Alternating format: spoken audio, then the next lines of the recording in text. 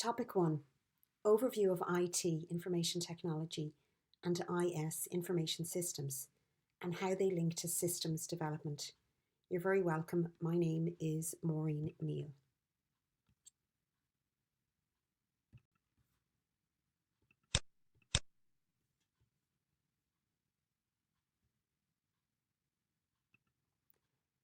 IT, Information Technology, and IS, Information Systems terms are used in a lot of different ways by different people, sometimes to mean the same or similar things.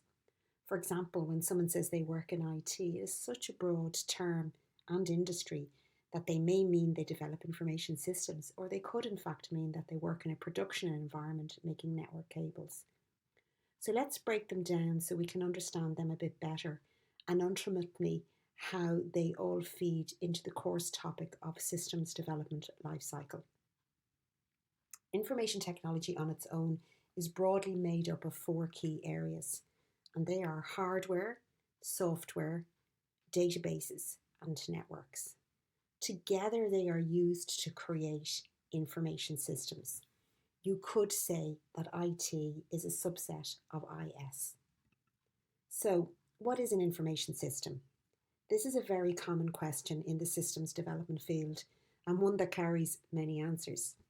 In general, there are many components within an information system, and the combination of these components allow the system to exist, work, and provide meaningful and important processes and functions to an organisation and sometimes their customers.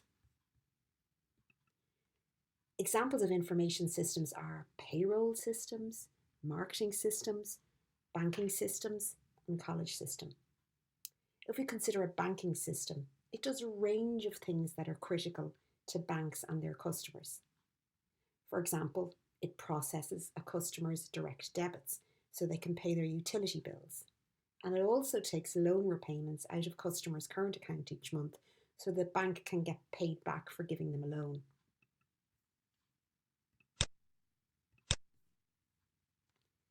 Okay, so looking at each of those 4 components, let's take a look at the different types of hardware first in a bit more detail. There's some images on the screen here that will help you identify different elements of hardware. Some you may recognise, some you may not. The key thing about hardware is that it's physical and tangible. And by that I mean you can touch and feel it. If you simply look around your home today, you will most likely have some hardware in it. For example, the modem box that delivers broadband to your home, your laptop, your mouse, cables from your laptop to your phone. Each of those things are physical, you can touch them.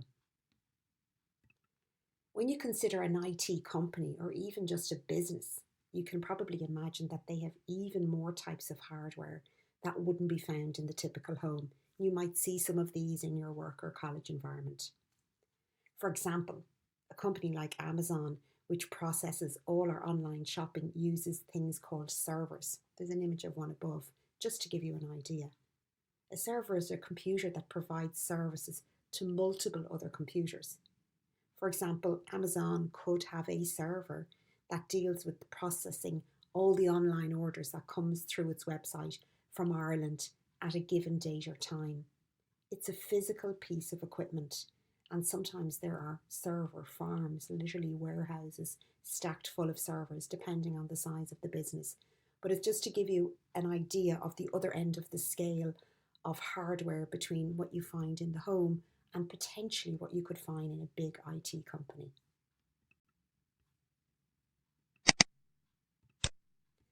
Now, let's take a look at software in some detail. So, where hardware was physical and tangible and you could touch it and feel it, software is the opposite, as it's not physical and you generally can't touch or feel it. Yes, you can buy software in disk format, but it's the disk that's physical, not the content. Anyways, most software nowadays is downloaded, and as such, it is not tangible. There are lots, probably hundreds, possibly thousands of different software applications out there. And you can see above just some of the logos of some of the companies that provide software that you may or may not recognise. To support the hardware equipment that we discussed in the previous slide, any information system is embedded within a collection of software. This software is usually in the form of computer programs or applications that, when working, allow the information within the system to be queried, changed, removed, or added. This software can be either brought straight off the shelf or customer software specific, which is written by a team of programmers. An example of off-the-shelf software is Microsoft applications that you would buy, like Word or Excel. So you buy them off the shelf. They're not customized just for you. They don't have features that you specifically wanted. So they are, off-the-shelf software that any of us can buy. And if I buy Word today and I buy a certain version of it, and you buy Word today and you buy the same version, we both get the same thing. An example of custom software is where, say, someone like a bank buys banking software from a big IT company like Oracle, for example. However, the bank wanted to do something that is not offered in the standard software offered by Oracle. For example, maybe they wanted to count Aer Lingus travel miles when a client's credit card is used in a specific retailer. This software is not off the shelf because it needs to be specifically configured to match the bank's needs. And so some programmers will need to code and design these changes for the bank. The third key component in IT are databases. So, what is a database?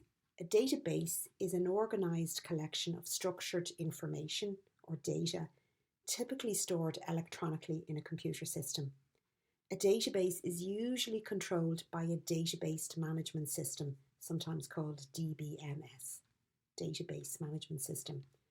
Together, the data and the database management system, along with the applications that are associated with them, are referred to as a data-based system, often just shortened to just database. Data within the most common types of databases in operation today is typically modelled in rows and columns in a series of tables to make processing and querying efficient. The data can then be easily accessed, managed, modified, updated, controlled, and organised. Most databases used structured query language, SQL it's called, for writing and querying data.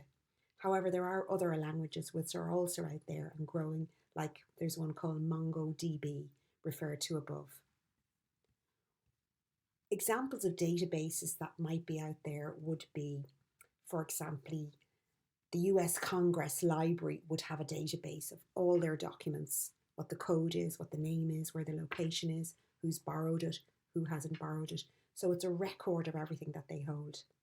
I would imagine that the CIA probably also have a database of all the people that they're tracking or monitoring or considering. A college has a student database, name, date of birth, email, home address, contact phone number.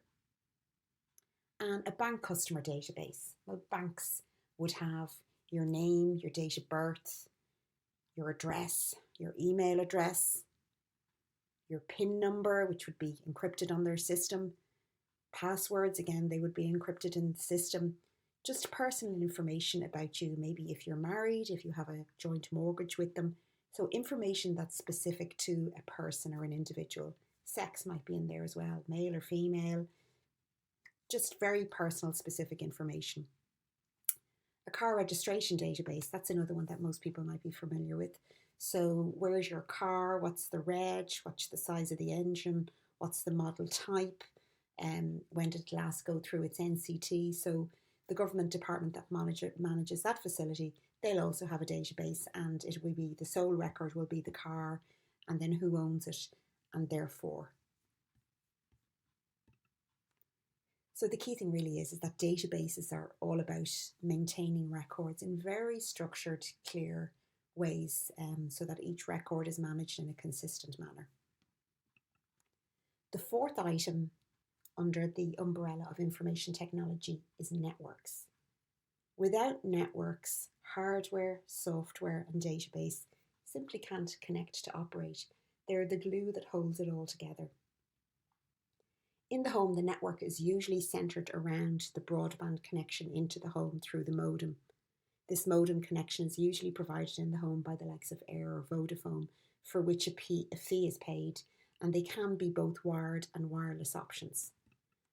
So many of our home networks connect our laptop, our desktop, our printer, our TV, our gaming system, our Blu-ray player. So within every home, there are usually networks. Business networks are more complex and can sometimes link multiple computers and locations to printers, servers, and cloud-based applications. Using our bank example earlier on, if you can imagine, there is a computer network in place and it connects all of the branches that are associated to any of the banks in Ireland to the head office location. It connects all their printers, where they can print, where they can't print, what systems they can access. But if you imagine the head office of a location of a bank would hold all the main computers and servers, and then each of the branches would connect through them through the networks. Something like you can see in the picture of above, just to give you an idea. So we've looked at information technology in some detail above, and we know that different components and parts of information technology all work together to help develop information systems. Let's face it, nowadays very few businesses can operate efficiently without technology, and most businesses operate information systems to help them run their business. Like the examples referenced earlier, these information systems can be processing their monthly salary payroll so their staff get paid on time and with the correct amount each week. They can manage the sending out of marketing email and text to promote new products, for example, Netflix emails promoting their latest movie. They can allow bank customers to make payments online so they don't have to travel to the bank every time they want to make a payment. They can help process student exam results, like I'll do at the end of this course, so that you students can see your results online. So we've looked at the 4 key areas of IT above, which are an essential part of information systems, and they are critical to the creation of information. However, there are 2 other key components in information systems, which in essence are very business focused. The first component we're going to talk about here is people. People are, of course, essential. Without people to analyse, design, build, test, and use the system, it would not be of much use to any organisation. The information held within such systems is used by people throughout the organisation and is used in different ways. For example, the end users who use the system on a daily basis will be interested in the raw data that it stores, like customer names, addresses, balances, etc. On the other hand, management will be more interested in the amount of money collected over a period of time. Information systems must be built in such a way that all interested parties, i.e. the people, can use the system in a way that they require and get access to the information that is relevant to their role within the organisation. The final component is processes. As an information system must support all types of activities and processes within an organisation, procedures must be established to ensure the right people get access to the required data at the right time. In order to know what the business processes are, rules must be given before the system is built. These rules will aid and constrain the system developers so that the information system that is built supports the main business functions that it was designed for. Naturally, the rules and functions it supports will be wholly dependent on the organisation and the boundary within which the system operates. The combination of the key components in the slide above allows the system to exist, work, and provide meaningful and important processes and functions to an organisation. That's the end of our slides on topic 1. However, please complete the remaining exercises on Moodle to help reinforce what we have learned in these slides today, and before you move on to the next topic, which is topic 2. Thank you.